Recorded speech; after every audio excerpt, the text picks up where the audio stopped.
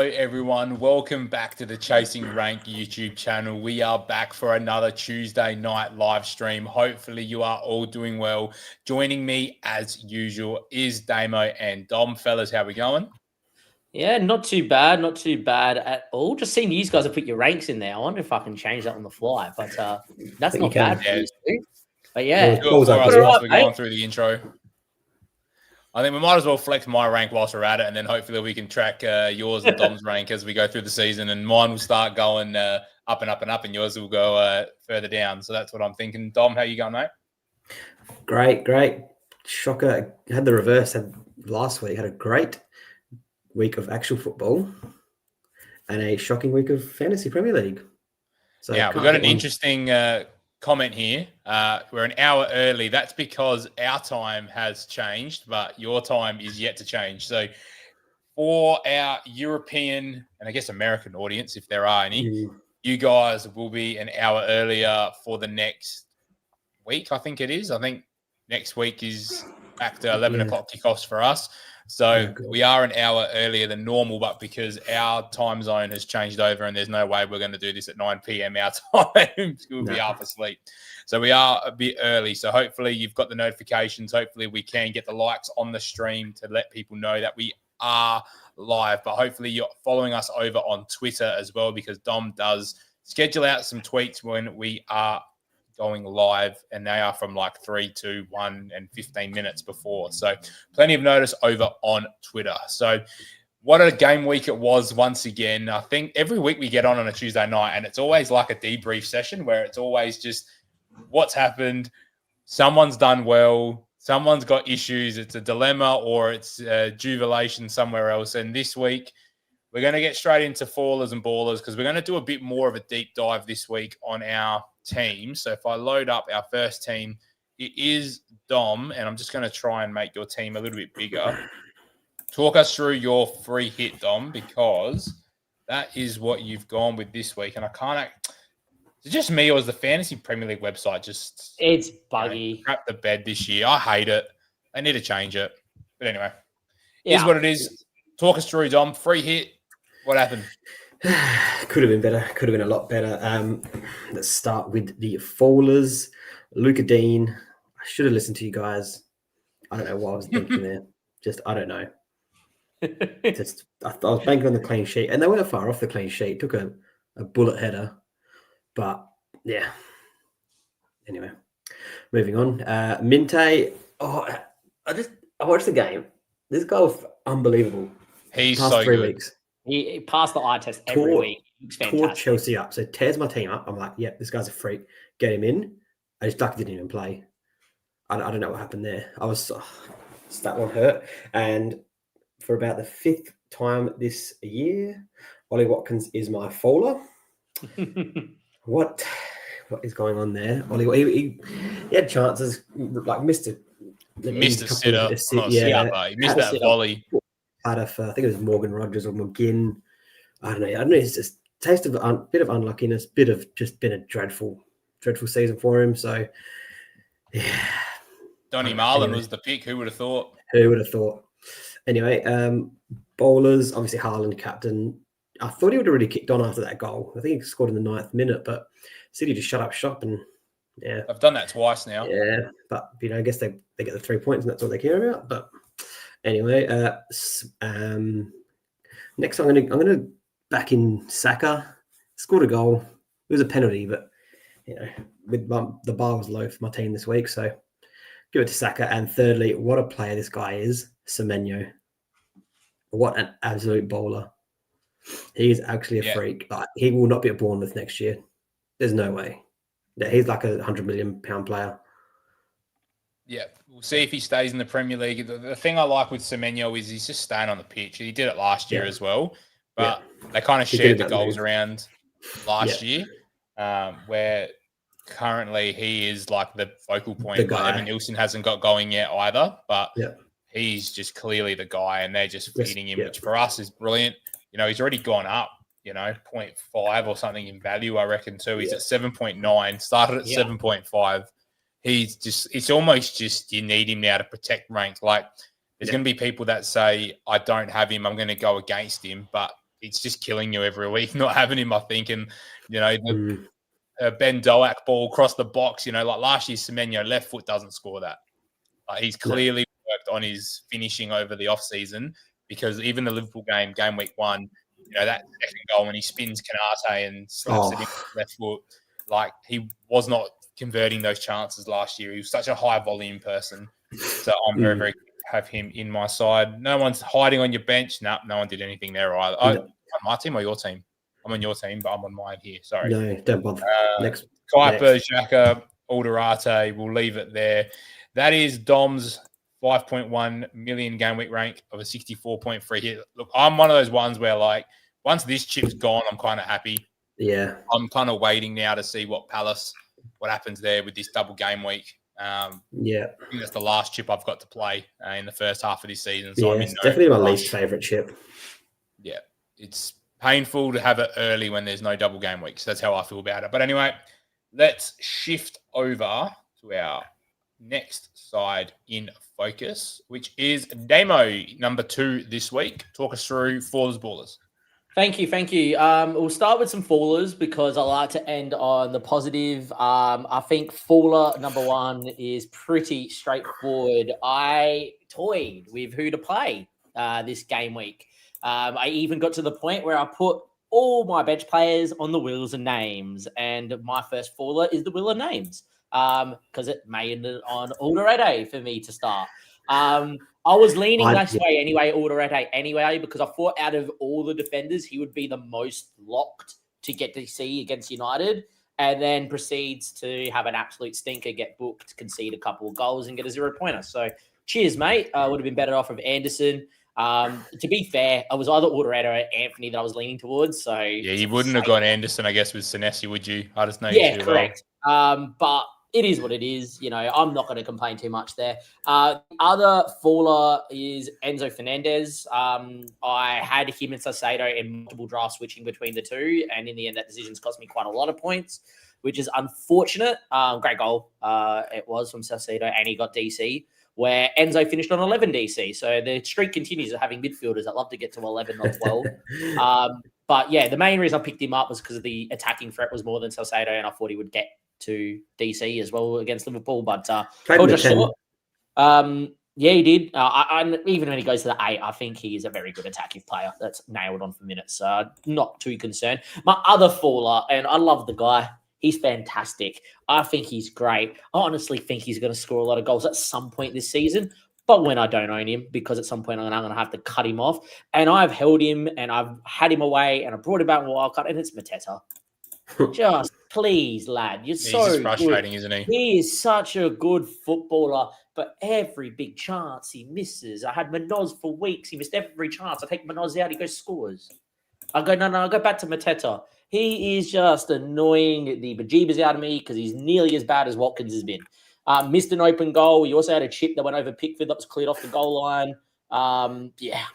Just my worry with him now is the minutes as well. With all this congestion and fixtures, he's not going to be. Last year, he was a 90-minute man, where I don't see him being a 90-minute man anymore. I just think they're going to manage his minutes in the league to try and get him through up until Christmas.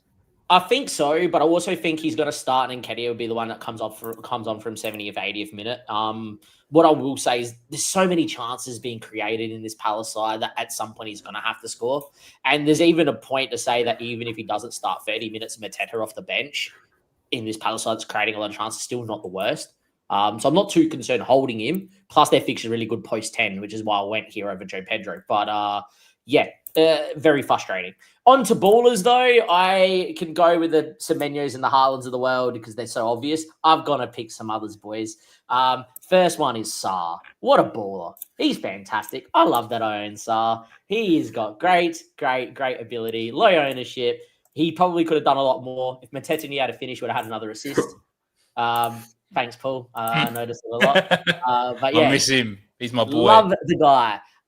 Second baller is going to be Saka. I was very vocal that I think he's a much better pick than Gyökeres. I still think so. And we got the confirmation that he's still on penalties. Now, I will caveat that with saying that I will believe Gyökeres will take a penalty at some point this season. But it's clear that Saka is the number one choice, and Saka will make that decision on the day. we know that Saka will give away penalties. He's done that to Odegaard last season. He'll do it again to Gyökeres this season. Done it to Havertz too. Yeah, but 5.9% ownership. Should have had a lot more. Had a goal disallowed for offside, which, it was only half a yard off. Could have been a difference here. There is just a world where he's going to be less than 10, 15% ownership and he goes and gets a brace. And I think it's fantastic. So to pick up the Arsenal man on low ownership and have him for the foreseeable future with great fixtures, unreal. Last one's Dan Burn. What a legend. Assist, great. Didn't get DC, but it's because Newcastle dominated.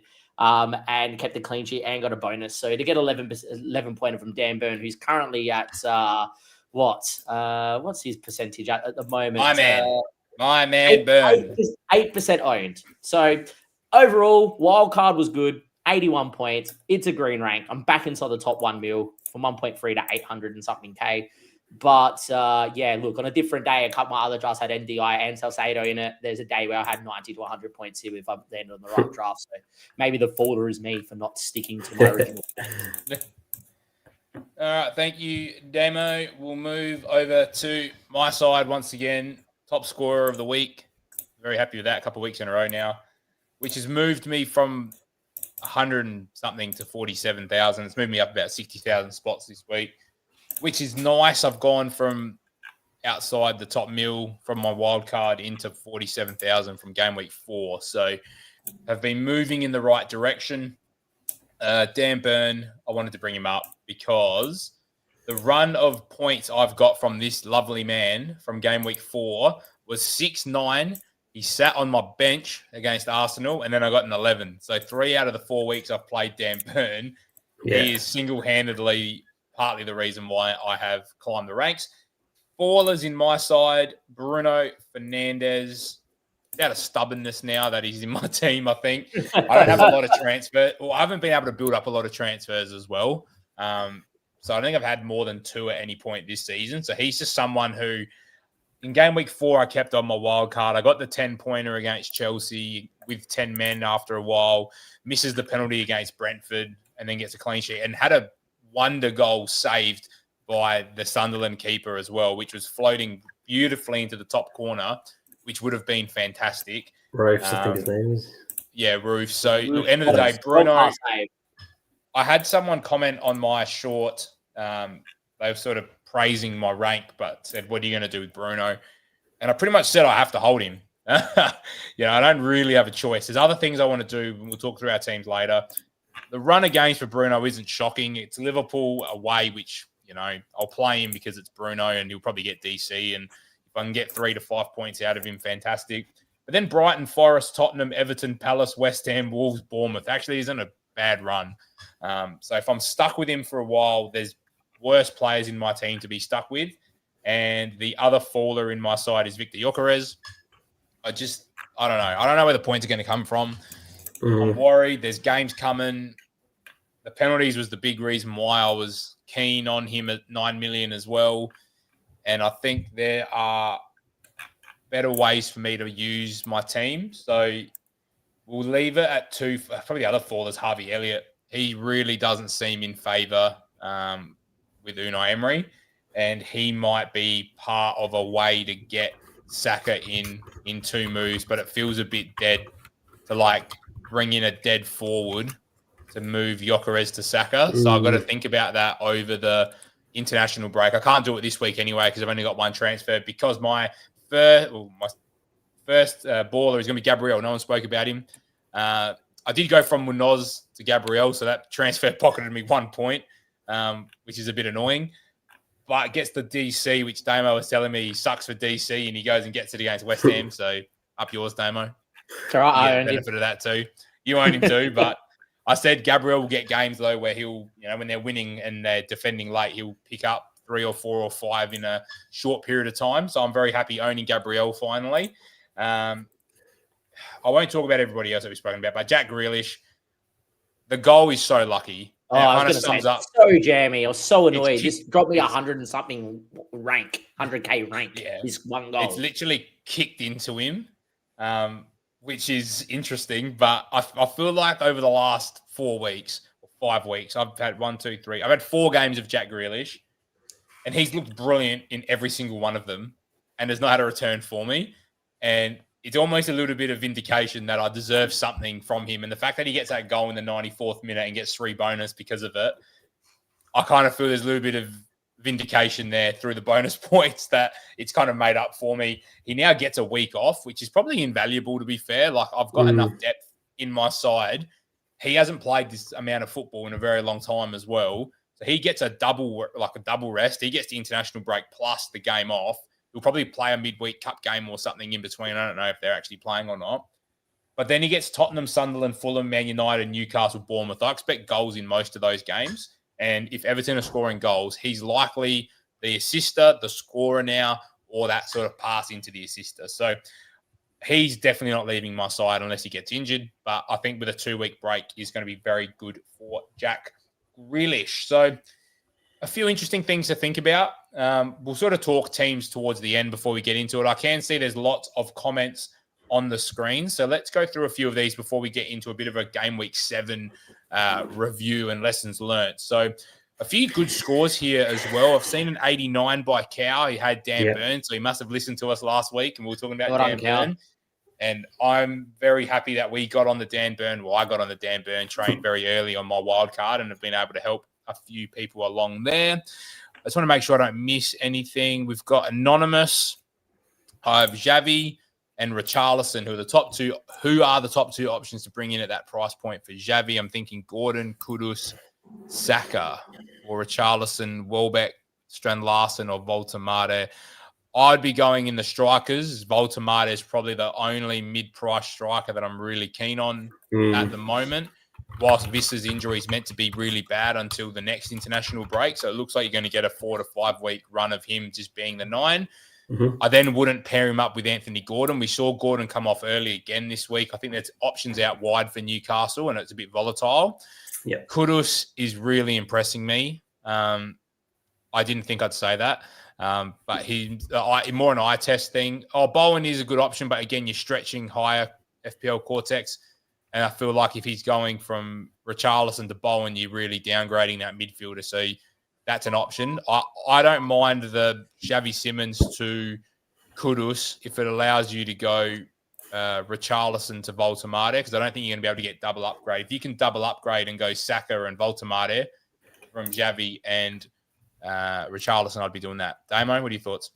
Look, obviously, I think you have Xavi, you probably can just hold because he's going to start. I know it's a bit frustrating, but he's going to be one that ticks over. But if you are super, wanting to do this, you got 4 transfers in the bank and think this is the best way to improve your team. I think Kudus, as much as he's a great option, I'm going to die on this hill. He's a severe overperformer. His data's not great. Yeah. And they have some harder fixtures coming up now, Spurs. So I don't expect the same level of returns. Does hurt when I'm in a wildcard week. Thought about him as a brief moment. Didn't go there, and he goes and does what he does. I really think if you're going to go in this midfielder spot, there's so much value cheaper. NDI, Grealish, Xhaka at Sunderland looks good. Salcedo looks great. Enzo's still probably a pretty good option at Chelsea as well. You got Minte who's passing the eye test but can't seem to get the returns, but at some point it would turn. Sarr. No, Minte's been returning. He just had a blank this week. Sarr. Minte had 3 weeks in a row. Yeah, Sarr's great. Sarr, right? All these guys. And if that allows you to downgrade, isn't he? Yeah, and if that allows you to then go Richarlison up, if you can get to Voltemade and you have money in the bank, you could probably stretch out to Bowen. And I think West Ham fixtures are really good. And if there's ever a time they're going to kick on under Nuno, it's these next few weeks. This is the whole reason they sacked Potter, was for this run of fixtures. So I really think if you can get to Bowen, it's not a bad option as well. So, I think the best thing here is Xavi down to Sarr, who's not on that list. Yeah. Yeah, I like that. Simmons to Sarr and Richarlison to Bowen. I think that's probably set and forget. All right, let's move across. We are going to do a little bit of lessons learnt from this week. So there's going to be a little bit of a different vibe tonight. So let us know in the comments if you do enjoy this sort of breakdown game by game on sort of key takeaways and key points. And then we'll sort of get into our team structure ahead of the international break and where that leads us. We have only so far hit 7 likes. Last week's stream ended up getting to 31 likes, which is absolutely massive. We want to try and push that out to 35 likes tonight. That's a huge ask. I want to see if we can push it as much as we can. So let's try and get those likes up because that is going to help us push this content out to more people who are on the app at the moment. So first game up, Bournemouth Fulham 3-1. Semenyo double goal and an assist, and obviously gets that goal right at the death as well. Yep. I don't feel like we need to talk too much on this game. I think a lot of people in the community are talking about Fulham defense and Anderson in particular, which is interesting because he is hitting DC. I think he's hit it every game except for the first game. In that first game, he hit 8, I'm pretty sure. I think with Fulham, we're just going to have to ride it out. They're a team that when they play at home is when you want to rotate an Anderson into your team. Anytime they're playing away, I just avoid him. I think if you've set up your team well enough, you should be able to find a rotating pair of 4.5s or him and a 5 and just play the home fixture, which is pretty much what I do with Dan Burn and Anderson in my side. Like Senesi's going to play for me every single game. And then I'll pretty much play the best fixture. So I've got Gabriel Tarkovsky, Senesi, who are pretty much going to play every single game. And then each week I just rotate between Burn and Anderson because Dan Burn's not a huge DC person. So I'm just playing the home fixture for Dan Burn and hopefully getting clean sheets.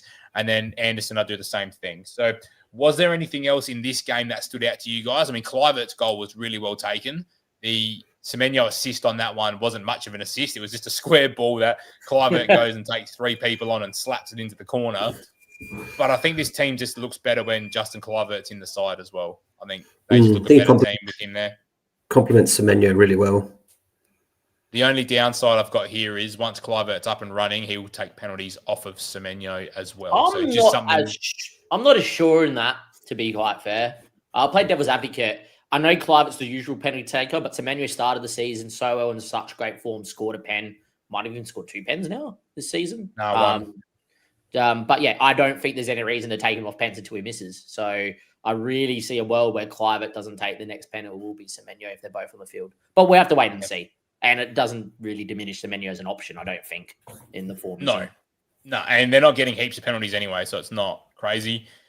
Spurs and Leeds, again, more eye test than anything. Watching this game and not owning Kudus was giving me Mbeumo vibes on that right wing. He was just absolutely everywhere. It was hard to watch. He gets the crummy assist, I guess you'd call it, for that. What is that sound? Anyway, he gets the crummy assist for that Tell goal, which is annoying, and it happens. Pedro Porro gets an assist and DC, so same thing. When were those 7 points when we owned him? And Dom, you obviously, I think you 3 hit him out of your side this week. Yep, sure did. Away and sure did. You know, probably grateful we didn't get the clean sheet, which is probably what we would have. God, that would have set me over the edge. Yeah, massively. And I actually didn't mind the look of Tell up front. Was there anything in this game, fellas, that stood out to you guys from an FPL perspective? I think what stood out for me from an FPL perspective is Kudus is great for minutes and he just looks so locked. And it was annoying watching him in this game because of the positions he was getting. However, as we know from his West Ham data and, you know, from what we've seen, you know, I think all the way back to game week 1, Richarlison scores a bicycle kick from what was essentially a poor cross behind him. You know, he's a massive overperformer of his data. Now, this ain't a bad thing. Heung-min Son was a massive overperformer of his data at Spurs. So it might be a Spurs thing. So, yeah, I think he's definitely an option moving forward, even in these harder fixtures. So if you got him, I wouldn't be selling him. That's for sure. Even with these harder fixtures, if you're a fixture manager. So he's almost a hold but don't buy option, isn't he? Yeah, I think if you haven't taken him from the week 7 onwards, you know, week 7 might have been probably was the last week to jump on him. So yeah, I don't think you can buy him now. You've made your bed, you sleep in it, and just hope he doesn't punish you too much in these harder fixtures. But he looked really good. I will say Leeds from a defensive point of view in this game weren't bad, and there's going to be some DC for some of their boys moving forward as well. I was a bit surprised that Rodon got nowhere near it, but yeah. Yeah. I like this from FPL Cortex. Kudus more of an assister rather than a goal scorer, but plays 90 every game. So does that make him a better option than Richarlison and Xavi coming off at 70? For me, I personally want to take the minutes. Now, what is this sound that keeps coming through? That's my washing machine. I don't even know what it is. Washing machine. Yeah, it's done now, though. Is it yours or is it mine? No, it's Dom's. All Okay. right. No problems. We'll ignore it. Now that we know what it is, we'll ignore it. So, moving on, Damo, talk us through Arsenal West Ham. I didn't watch this one live. I'm assuming you stayed up. I'm hoping for it. Yes, I did. Talk us through it. Did stay up for this one. Thought it was great. I think from Arsenal's perspective, look, obviously they're one of the best teams in the league. You would have to say on current form they're favourites for the title. It's beautiful to own the assets. Someone watching this game, I was so scared by Urian Timber. I really think my best player on wildcard, and I thought about it post-deadline, which was unfortunate. We both had that choice too, didn't we? We were talking about it Saturday night. Me and you were back and forth about should we take Timber.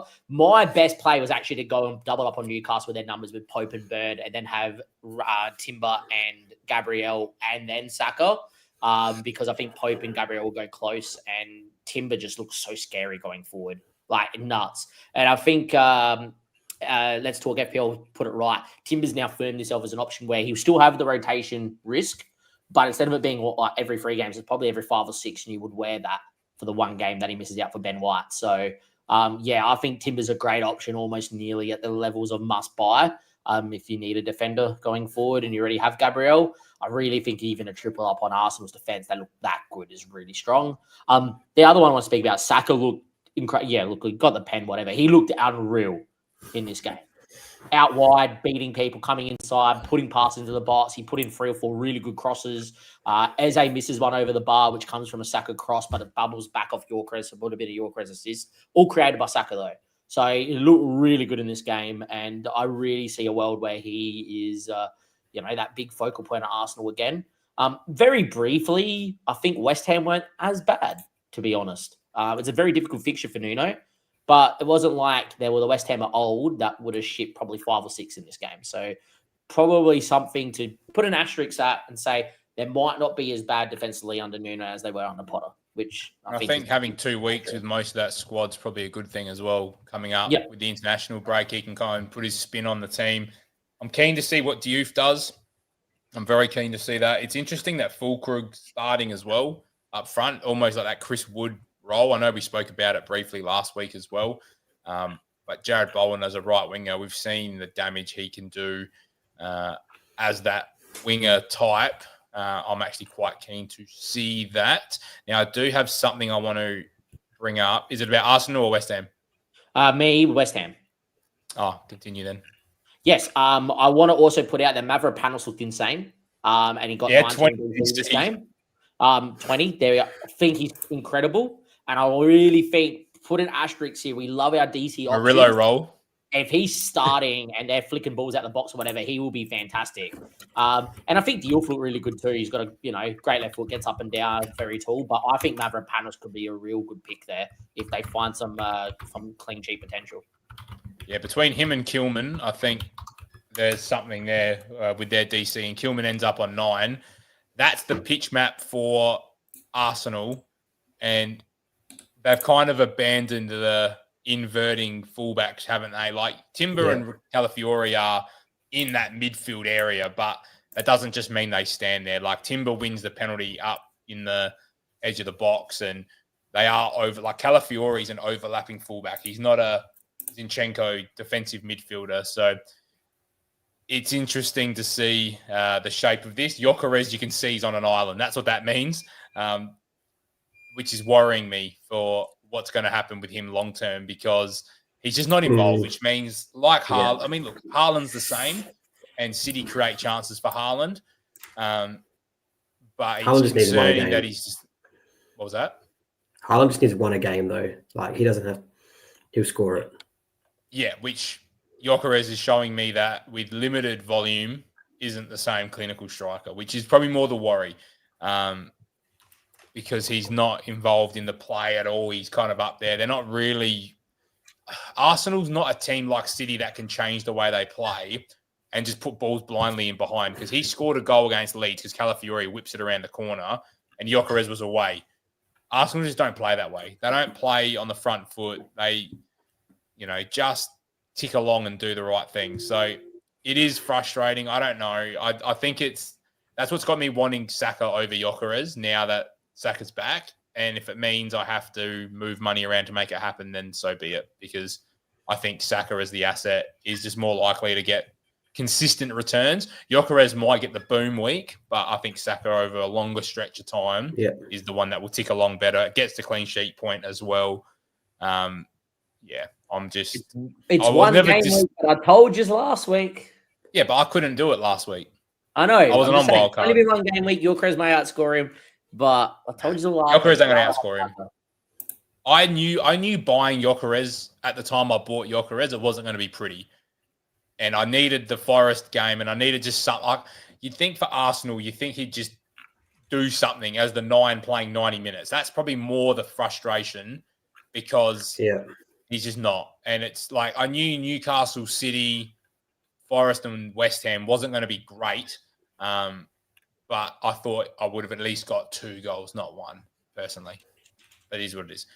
As Damo said in the chat, we are up on 11 likes at the moment, which we're aiming for 35. So we are hoping to get there. And also we did pick up a whole lot of subscribers last night, which was fantastic. But we are at 152. So if we could try and get that to 155 tonight, that would be great as well. Let's move on to Manchester United. I mentioned briefly Bruno had that chance where Roofs pulls a save out of the top corner, which is really annoying because Bruno is actually looking really good. Like, I don't like the system and I don't like the match of him being deeper, but he is, in and around everywhere, which is great to see, but he's just not returning. The DC's not there, which you don't want him there for DC anyway. No. But United win, and that's a frustrating thing. And Mbeumo is almost an easy, just if you wanted to keep because the Man United fixtures Liverpool are really good. I'd almost rather just take the downgrade and go down to Mbeumo. You keep the clean sheet odds. Bruno's rarely hitting DC anyway. And if Bruno's a creative option, he's going to be creating for Mbeumo. So what are our thoughts here, fellas? Go you first, Tom. I was actually, I'd be moving. I know, like, you don't like going one club to the other, but to stay with that money, and Mbeumo just looks so good. And I don't know if you have his data there, Paul, how high he sits. I'm loading it up now. You just keep talking. He just looked like in a team that's so average. In a team that's just so average. I know his form's. He is the outball. Like, he really is the outball. Play that ball to him. Yeah, he just goes. Here you go. Like, look at that. And look where Bruno is. Bruno's sitting here. I don't know if you can see my cursor. Yeah, Bruno's that big dot in the middle. Yeah. Look how deep Sesko is. So, like, Sesko is linking the play up, which allows Cunha and Mbeumo, or in this case, Mount and Mbeumo, to almost be the strikers. Yeah, mental. And you can see most progressive passing received is Brian Mbeumo, which means the balls going into the box and in behind are going to Mbeumo. Yep. And they're coming from Diallo. So it's Diallo playing Mbeumo in, which, again, I've only got 1 free transfer. It is something I'm considering for Liverpool away as well. I'd be seriously looking into it. Because we're going to, we are going to play a high line against Manchester United as well. And our defense has been leaky at the best of times this year. Do I see a world where Mbeumo cuts in, going in behind Kirkes? 100%. Paul, you meant to be sharing the Arsenal data? Oh, you idiot, Paul. No, I'm not. I was just making sure. I'm meant to be sharing this screen. What was that about moving off Bruno?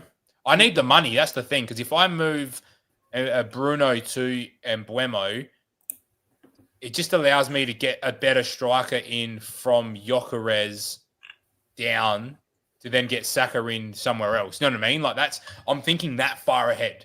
Like, at some point in the next 6 weeks, I want to turn Gyökeres into Saka, but I don't want to go from Gyökeres down to a 5-5-for-5 striker and have a dead spot. The idea is if I can get it to a Voltemade or a Strand Larsen, who's someone who's playable at least, to then get someone up, like to get Elliot Anderson to Saka instead of doing Gyökeres all the way down and then Harvey Elliott all the way up. Like, it's just, how can I get Harvey Elliott to Saka without going Gyökeres all the way down? And if that extra $1 million gets me to do that, then that makes sense for me. Yeah, it makes sense. I think Mbeumo is definitely the option. I will say that Bruno is the most creative, proven by that. There he's in the 10 and everything's running through him. It's Sesko dropping in, giving it to Bruno, in that link up play, and Bruno's the one spraying it right out to whoever wants to receive it.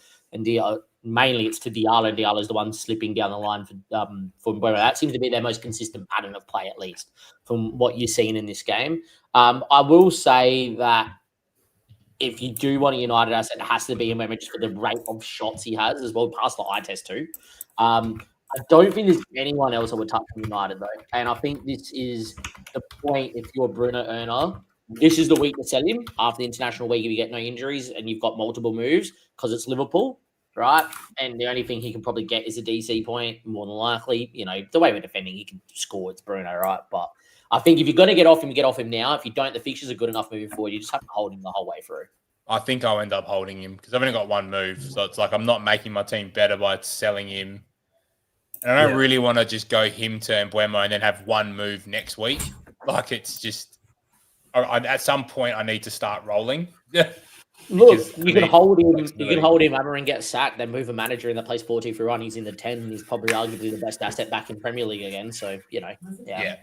Which is why I'm not panic selling and I'm just prepared to roll. So yeah, we got a few plays. Well, whenever Mount is playing, sure. Look, I don't think Mount's going to be in the team much longer.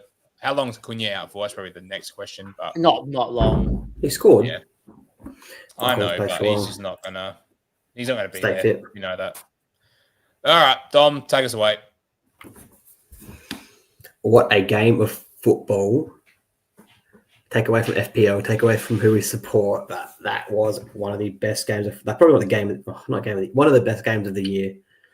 Just so end to end. You could tell these teams just have no idea how to defend, and it just made it. It just made it incredible. Like it could have easily been 5-5. From an FPL perspective, I don't even know where to start on this one because it wasn't really like this. The Gakpo, another player wildcarded out. Free hit it out, gets a goal. I'll bring him back in next week. Won't do anything, but the touch from Isaac for his goal was just incredible. It just showed how good he is. He misses that header as well. Funny game, yeah. Off that Salah does that.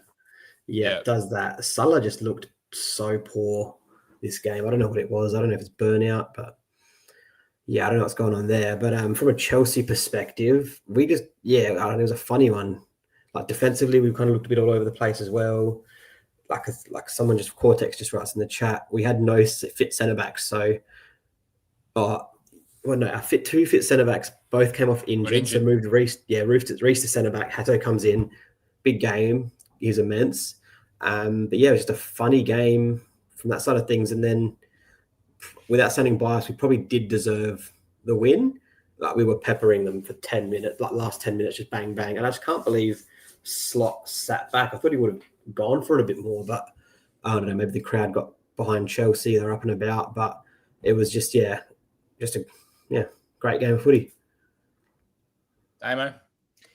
I love that you brought up that visual, Paul, because there's a few things. Just the only caveat before you get into it, Damo, the only caveat is it also considers Szoboszlai's move to right back in the second half. So his positioning will be a little bit off because the second half he was obviously like inverting as the right back, but it will be a bit more like, because he would have been more central, I'm assuming, like as the 10 instead of being in like as a 4-3-3, but continue. I would agree with that. I still like that you've got this graphic up because it really illustrates the point that I want to raise about Salah.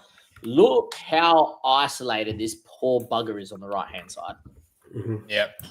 Look how much space between the midfield line and our striker line there is. We're missing that player that is underneath Isaac's foot, being able to link up that play, missing that guy that can drop in and link these lines at the moment. He's sitting on the bench. He's meant to be worse. He's out of form. I'm glad they benched him because he needs to probably be benched. Salah is just too far wide to be able to do anything at the moment. And we really need to look at maybe changing the system. What I would say about this from an FPL point of view, before I get too into football terms and what I think our problem is and what I would do to change it, that sort of thing. It's not that extreme. And I don't want to put my coach's hat on. Let's keep the FPL hat on. Is I would not own a Liverpool player until their fixtures swing in game week 12, personally. Yeah. Given that they are the best team, they can be the best team in the league on their day. It's probably Arsenal's season to finally win a Prem and get that monkey off their back. But on their day, they're the best team in the comp. That's not me being biased. That's just, they could be the best team in Europe on their day. What I will say, it gives us all another 5-6 weeks of data to see what is being done to improve this. Now, what I think needs to be done to improve this is a couple of things. Get rid of Kirkes, because I think he's the worst signing since Konchesky. Oh, come on. No. I think he's the worst left back the club will have since, what was it, Fabio Aurelio that played left back for us, scored a free kick against United, but that was it. No. I've seen enough in 6 weeks to say he's the worst left back I've seen at the football club in my lifetime. And look, I've been watching them since I'm for 20 odd years. And the second thing we need to do is we need to figure out a player that can either link in there, or what I think they should do is put Wirtz in the 10, but have Szoboszlai starting as a fullback, inverting into the midfield to allow McAllister to get further forward. So then you have more link-up play, or play 4-4-2 and put Ekatike and Isak, one dropping off each other's shoulder. Now, Ekatike links play well, actually. Yeah, correct. And so does Isak, as we saw for the goal. So either it's 4-4-2, and then you have to use Szoboszlai as a fullback, which if we have to, so be it. My plan would actually be Kirkes out, Szoboszlai left back, inverting, get McAllister to move forward when we have the ball. Yeah. Right. Don't think Slot's smart enough to do that, personally. That's just me. He loves a 4-3-3. He's got a 4-3-3 fetish. Right. Or what they need to do, right, is find a way to have in this 4-3-3 a really aggressive 10 that turns into 4-2-3-1 in possession. Or better yet, get Salah inside and really get tell Conor Bradley just hug that touchline and make that fullback make a decision. If we start seeing those patterns of play from Liverpool over 6 weeks, don't own any of their assets, save it, your free transfers, then bring them all in for game week 12. But I wouldn't be going anywhere near a Liverpool asset for the next 6 weeks. Yeah, we need to see it. I am firmly off Liverpool assets as we speak. Not even. Don't want to borrow it yet. Just want to see it first. Yeah, I'm not burning transfers on players who aren't settled. The system's not settled. There's rotation. There's issues. There's lots and lots and lots of games. So let's just see how it settles. Whilst we're here, Chelsea, João Pedro, doing the similar role that we're talking about. Isak doing is the creative link player. Enzo Fernandez in the 10, but again, you can see he's actually quite deep. But what I like with this Chelsea system are the triangles.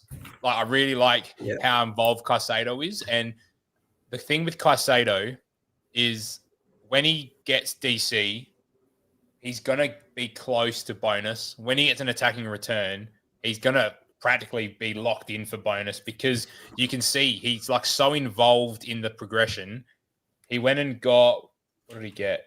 I can't see on my screen here because it's not, this website sucks and I can't slide across. Oh my God, this website is actual shambles, man. There we go. Oh my, there's a sliding bar. He went and got, what did he get? Where's DC? He got 11, so he actually missed DC this week. He's gone back-to-back 11s after going 15, 17, 23 for DC. He probably didn't get a bonus this week because, I know, did he? Where's bonus? BPL. He got 3 bonus. Yeah. There you go. So he got 3 bonus this week. Oh, this website sucks so much. So far this season, he's got 7 bonus. He got 1 against West Ham where he scored, 3 against Brentford and 3 against Liverpool. And I'm assuming Brentford he must have scored as well. He did. So probably not getting the bonus that I probably would like, but his breakdown for a 5.7 midfielder is 5'8", 4'12", 4'2", 10. That's pretty good. He's either getting a return or DC every week. I'm so filthy I didn't end up with him. What was that, Damo? So filthy I didn't end up with him. He was in so many of my drafts. I'm so filthy. Yeah. If I roll next, I'm just looking, if I roll next, like this week, I can take a -4 and go Harvey Elliott, Gyökeres, and Bruno, Saka, Caicedo, and Voltemato. What did we say before the season? No -4s? No, but that's a good -4. That's getting rid of... No, but that's getting rid of Gyökeres to Saka. That's getting rid of Harvey Elliott, who doesn't play, to Caicedo. And it's getting Voltemato in for Gyökeres. True. Anyway. Or you just wait the extra week, because I've still got 6... like 0.6 in the bank, so I could wait 2 weeks and do that. As long as I don't have any other problems. Anyway, that's me getting off track because I love Caicedo. I think for me, he was the option over Elliot Anderson on my wild card because at the time, I think they were the same price. And that's probably one where I'm regretting not going there. I still think João Pedro is a great buy as that mid-range striker. Damo, I know you didn't make that choice this week, but I think he is going to play, a lot in that 9. And once Palmer's back, I'm hoping Palmer goes to the right and then João Pedro goes back in the 10. But I don't know what's going on with this striker situation at Chelsea. I don't see Mark Guiu being an option. So we're kind of waiting for Delap to come back in the side. That's like November. I think it's next international break. He's away.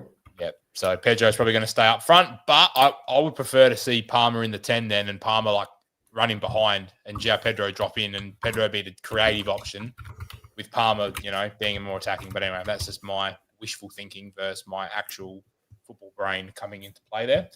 We've got a few games to go before we get onto the teams for us moving forward. As I load this up, make sure you do hit that like button. Thank you so much, Cortex, for leaving a like and subscribe, getting that in the chat for us. Let's do a bit more of a speed run here because not really much else relevant from these games. Villa sucks still. 2-1 win, fair enough, but I'm sick of Villa. I'm so glad I don't own any. I've got bloody Harvey Elliott sitting on my bench. That's the stupidest move. But that was my one punt, was if he goes and sits in the 10 in his Villa team with these fixtures, he was going to be great, but then Unai Emery clearly doesn't like him, so someone's bought him without his consent, I think. But anyway, Donny Marlin, my guy on FIFA. That's about it. Move on. Everton, Palace, my 2 favourite teams at the moment to watch. I love watching these games because there's just investment everywhere. Tarkowski goes and gets his 11 DC once again, and he's my goat. I love Tarkowski. Look at the defenders for Everton, though. Keane, 11, O'Brien, 10, Mikalenko, 12, Tarkowski, 11. The whole back 4 got DC. That's Everton. Just Everton in a nutshell. And they get the win as well. And Jai gets the yellow card. They all get one bonus. Sarr got 2 and Grealish got 3. Crystal Palace, Munoz, DC, and a goal was brilliant as well. I think like Munoz, Damo, you kept saying it the last 3 weeks. He's the nearly man. He's been the nearly man all season. And he finally gets the goal when we get rid of him. Lacroix, for me, look at this as well. DC, back 4, or back 5, back 5, back 5, back 5, striker, midfielder.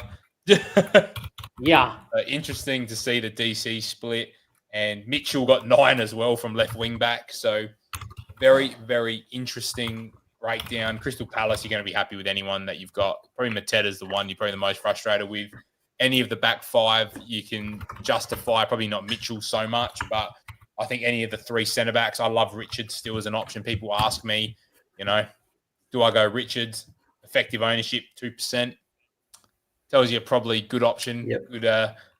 Everyone's gone to Gahey as well. I don't think the attacking returns for him are sustainable. So I think you save a little bit of cash and go with Richards at 4.5, which is my recommendation there.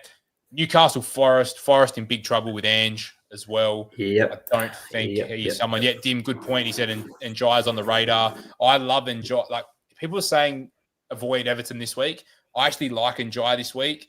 Dewsbury Hall's back in the 10. Dibbling will just play on the left and there's no Grealish. So Njai will have a lot more responsibility this week in a tough game. I don't really think there's much to talk about on the Forest side, to be honest. Again, similar to Nuno, Ange will need this international break to get things sorted. But they're going to be in some trouble. They're talking about a sacking already. I think that's everyone jumping to conclusions. There was actually a good piece. There was a good piece done by Sky Sports floating around on social media, which was very interesting. They rank number 1 in like progressive passes, pass completion, chance creation, and something else, and was second in possession won or possession gained, which really highlights 2 things. Yet again, the Ange at a side that can't finish. Great. Oh, well, when he's at a side that can finish like Celtic, they go ballistic, Yokohama, Brisbane Roar, you name it. And then, they seem to just ship every chance they have at the moment, which is typical of an Ange side too. So if it ever clicks, Gibbs White, I think. What do you notice here? Jesus and all that will be fine. That they're really deep, but that's because I think that Newcastle just killed them. Yeah, they got battered. Yeah. And there's Newcastle. Look at the other Trippier. the other player I love there is Alanga. Like, Mm. I think the wingers are going to be so volatile at Newcastle. You've got Harvey Barnes, who coming off the bench. You've got Osula coming off the bench as well. There's Vissa to come into this side, which, where does he fit in? Does he fit in as the 9? Does he fit out wide? There's a few question marks. There's Jacob Murphy as well. Like, there's just too many options out wide. But if Alanga could nail down a spot in this side, like, I remember we were looking at it.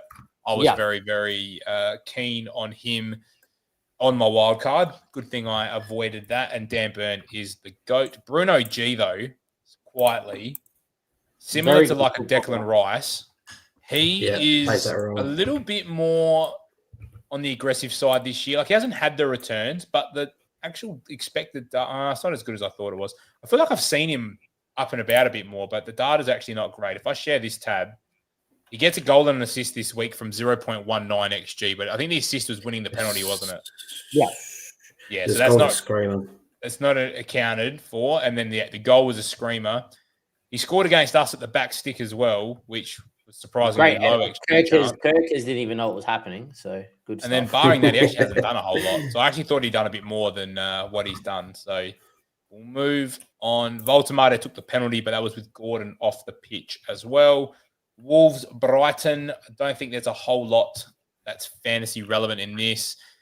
Strand Larson hit the post again. I kind of feel bad for him because he has looked good and he just hasn't got the returns, unlike last year. And he probably needed what's it called?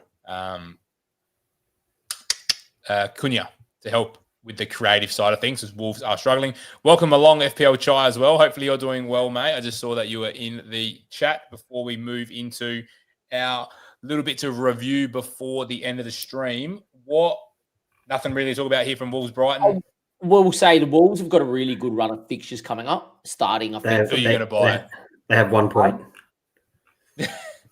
Hard. Who are you buying?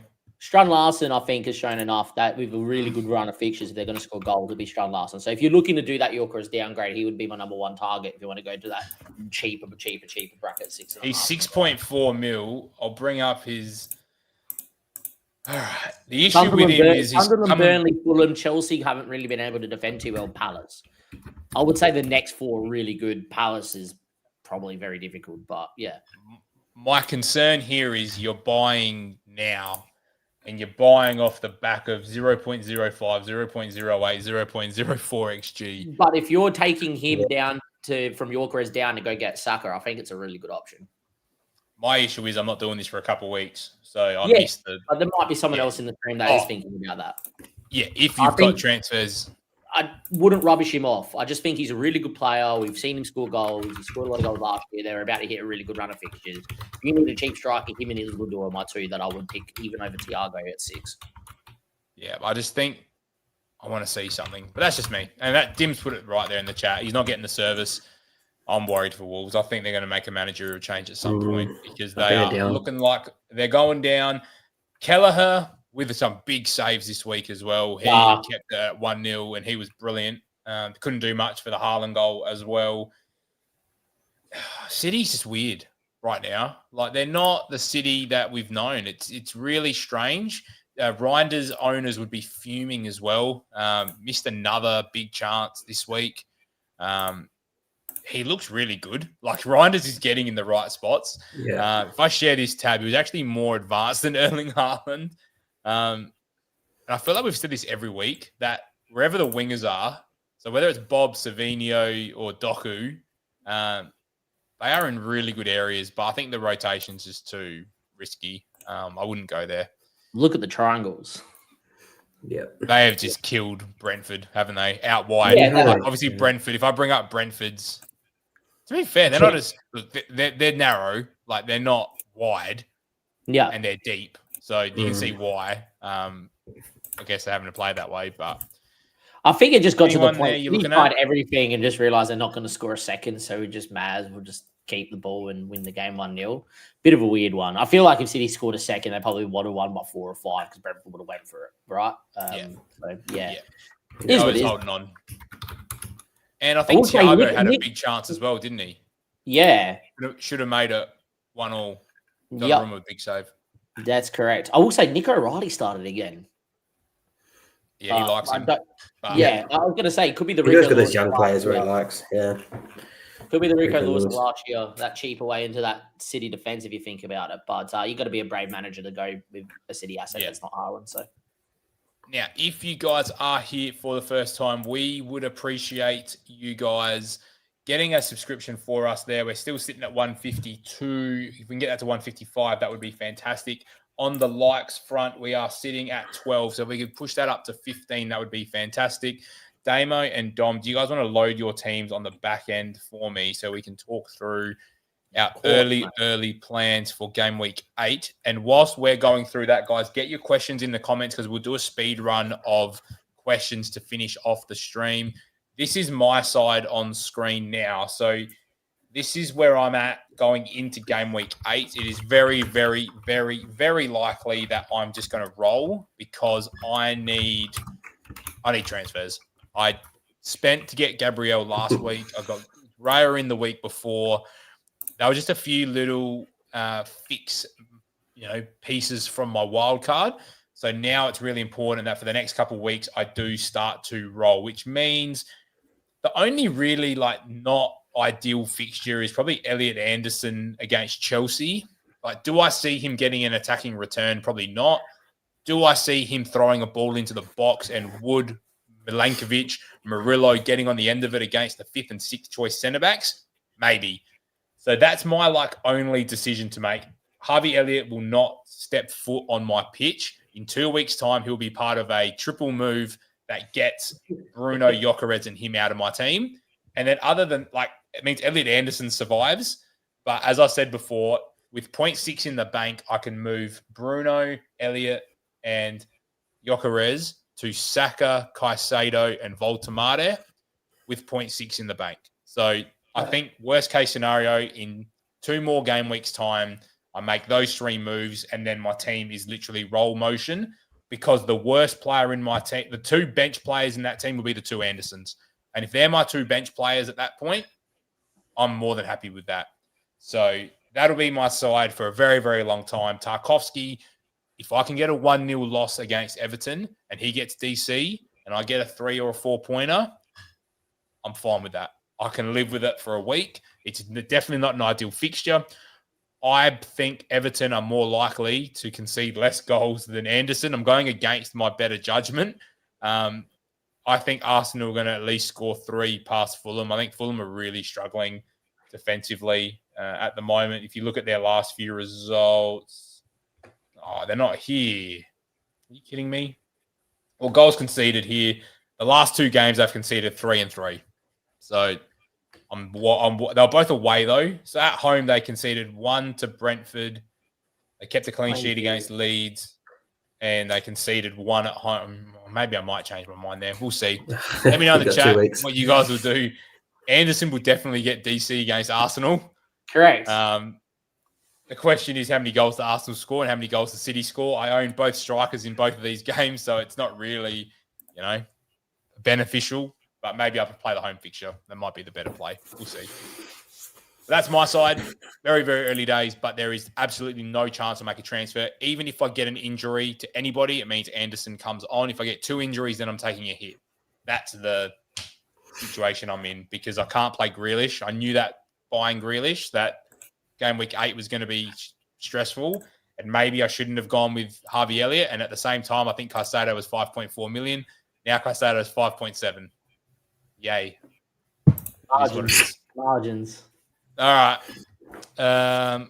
Dom hasn't loaded his up, I don't think. So, Damo,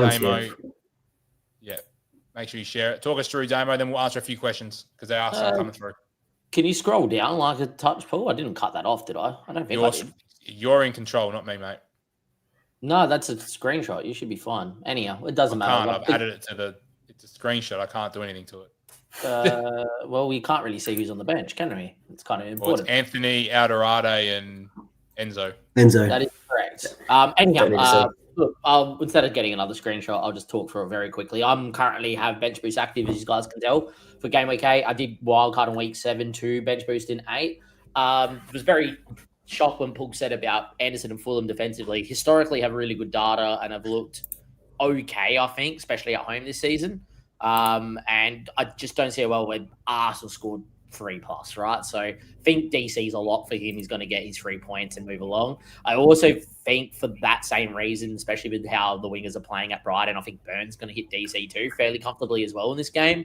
I just feel like it's a game where it's going to be so end-to-end. And I think this is a very easy one for Burn to hit DC. Rest of the team picks itself. But if you look at the bench boost, I set up for this exact reason and for this week. It's the main reason I don't have any Everton players, which I really, really, really wanted to have NDI and Tarkowski on my wild card, but couldn't because they're playing City in this week. But yeah, it allows me to have some really nice fixtures. You know, when you look at the bench, you've got Dubravka against Leeds, who I think is great. Personally, I would play, if you'd not bench boost, I still would play Raya because they've got pretty good, the best defense in the league. Why wouldn't you play their keeper? Anthony against Leeds yet again, like maybe could start over Anderson. It's really close there. But I think they're both, 2 points plus whatever if Anthony does whatever, or, God forbid Anderson keeps a clean sheet. El Dorado can't start for me after a 0-pointer. I just can't bring myself to do it. But he's on the bench boost against Wolves. I think for full disclosure, I actually think Wolves score in this game, personally. I think Wolves will turn a corner. I don't think they can stay, it's not the question of if they can stay up, just if they're going to score, it's this run of fixtures, right? Starting with Sunderland. And then, I don't know who I would start Enzo over. I've got Bowen in for this fixture against Brentford. I don't think I start Sarr or Saka or Semenyo on the bench. So he's just the default third choice on the bench. But it's good when you have that sort of benching headache that you're bench boosting. So to get Leeds, Wolves, and Forest on your bench boost, that's pretty good fixtures. So I'm pretty happy. Nice. Love it. No transfers on the horizon. I plan to roll. I've got free transfers in the bank as well from my wild card. So I'm only two rolls away from having all 5, which is a very strong spot. So even if I cop an injury or 2 this week, I can still make transfers to make sure I still have a bench boost this week as well, which is nice. Love it. Beautiful. All right. Load us up, Dom, and then we'll answer the last couple questions before we call it for tonight. So as Dom's loading his side up, if you haven't already, make sure you smash that like and make sure you subscribe as well, because there'll be more content coming out throughout the international break as well. Talk us through your side. That looks like you are planning a wild card. I'm leaning towards it. My team's just cooked. It's just, I don't know what I'm doing here. I think it's the best week for it, to be perfectly honest. I think it's just going to be a week. So that's your current side. That's current side. Okay, no. Anderson and Williams playing Arsenal and Chelsea. They're just not keeping clean sheets. Anderson, he'll get his DC. Forest assets, CAG. Pedro Porro, I'm playing him, so he'll get a 2-pointer. Might get a yellow card, so might get a 1-pointer. Juve's the king. I love that guy. And then my midfield is the most cooked part of my team. Palmer won't play. Juve's away to City. He's not going to touch the ball. Gakpo at home, Ryan does. I think it's a wild card. And Watkins as well. Well, shall we draw the wild card up very quickly, Dom? No, we'll release the wild card on the channel this week. We're not going to just do an off-the-cuff wild card. We'll draw a proper one up, and it'll be on next week's podcast. But I will have an early wild card video coming out at some point this week on the channel, Edvin as well. So you'll get plenty of chances to see our wild card. But Dom is on the wild card. We've got a couple questions here from FPL Cortex, who I know he's still hanging around. Would you sell Njai to Sarr if you're on bench boost? No. I think Njai will still be a fine enough asset. City's defense haven't been the best, and I think there's goals to be had against City. Personally, the bench boost is Dubravka. I'm assuming that's Lyle Foster. Yeah, that's correct. Burnley got this. I don't know, but who Burnley got this week? Leeds. Good matchup. They got Leeds. Well, then so you got double Burnley, then you got Mukiel against, was it Wolves? And then Rodon plays Burnley. So you kind of lose the benefit of having Dubravka and Rodon that are versing each other. So it is what it is. I wouldn't make that transfer. I don't think it's high upside enough. but I do love the appeal of Saar. Oops, I answered the wrong thing. It's the Salah owner. I don't know whether to captain him or not against Manchester United. Look, I think if you've got Haaland, if you've got Salah and no Haaland, though, who else would you be captaining? I'd be captaining probably an Arsenal asset, whether that's Gyökeres or Saka, probably ahead of him, which hurts to say because I don't really want to captain Gyökeres if I don't have to. But if you've got another option than Salah, I'd be going elsewhere because I don't think you're going to get the big haul from Salah. It wouldn't surprise me if United do sit a little bit deeper as well, which probably helps Bruno in releasing Mbeumo. Strand-Larsen and Doku, good differentials, question mark. Damo, you talk us through. Look, Doku definitely not put a line for him. That's probably very easy. Strand-Larsen, I did make the point obviously slightly earlier. I do think if there's ever a time to pick him up, now's the time. People, Paul, for instance, want to see it first. I've always been a fixtures manager and a fixtures play. So I think the fixtures are really good starting from this week. So this is the time to get him. So I think he's a great differential. I think if you're looking for another striker, Islador also is a great differential too, starting for Sunderland, has the second most shots in the box in the league this season. So another one, if you don't want to go to Strand-Larsen, want to go even cheaper, would take him over Calvert-Lewin. But yeah, Doku definitely not. No. He had a one-off game week. And, how often has Doku done that one-off game week and then gets benched for the next week? So, yeah, happens all the time. Yep. Yeah. All right, we've got an interesting comment here from Edvin. Can each of you say what formation you think is optimal for the rest of the season? I actually think it's a combination of either 4-3-3 or 4-4-2. 4-4-2. No good attackers. That's why I'm tempted to have the burner spot, but I actually think 4-3-3 is the option. Damo? Look, don't shoot the messenger. I personally don't like the question because you should be changing it, whatever, fits your team for the week. Yeah. I do think that long term, right? If you get the right set of 5 defenders, it's 5-4-1. With Haaland. Haaland up front, 2 dead spot forwards or 5.5 and a dead spot forward. 4 midfielders that contains a very cheap defensive midfielder for DC that always plays, so Saseo.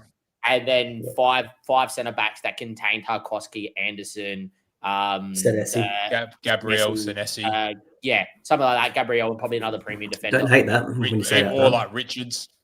Or personally, I actually think what you do is you go Timber and Gabriel and then Raya as 3 of that with Dan Burn, and then Anderson and someone else. So, I really see, the analytical brain of me is, long term, I think that is definitely the meta. I just don't think you can get there. And I think, even though I think that's the best formation, say you're never going to make another transfer, that's what I would do. But we have the beauty of transfers. We have the beauty of rolling. So you may as well have a 4-4-2, 4-3-3, 3-5-2 that you can interchange for the best fixtures. Yeah, that sounds good to me. Anything else to add there, Dom, or is that what you're thinking? Yeah, I like the 5-4-1. I'm big on 4-4-2 this year, but don't listen to me. I'm not very good at the game. Interesting comment here from Nahal. Who is better in West Ham defence, Kilman, Mavropanos, or Juve? If Mavropanos is going to keep starting as this centre-back that's going to clear everything, I think it's Mavropanos. Juve has got more potential to get 10-pointers, but Juve is just a chaos player. Yeah, but if Mavropanos is getting you 3 every week, it's going to average out more over the season than the odd assist return. Well, they're not keeping clean sheets, so let's just... I know. So Mavropanos is the man for me, personally, but give me Damo, tiebreaker. I think DC is very strong this season, so it's Mavropanos. However, I am a boy that loves a little bit of spice and fun, so I think Diouf is a really good pick, to be fair. Don't be surprised if next year defender DCs are 12 and midfielders are like 14. I think that we might make a slight tweak next year just to make us all think about it a little bit again. I love it though as a change. I think it's really nice. Yeah, I agree. Any other new comments? Let's smash the button. Information you think got them? We've already done that one. 5-4-1. Well, I'm missing a lot. Here we go. You just read my team out. Fair enough. I did well. Best triple captaincy week. I would just wait for whenever 2 weeks ago. Yeah, it's gone. It was Haaland against Burnley. I think off the top of my head, Haaland's fixtures. Haaland game week 13, Leeds in game week 13 at home, and then Sunderland game week 15, and West Ham in game week 17 is what I would say. Yeah. So you got 3 cracks at it before you run out.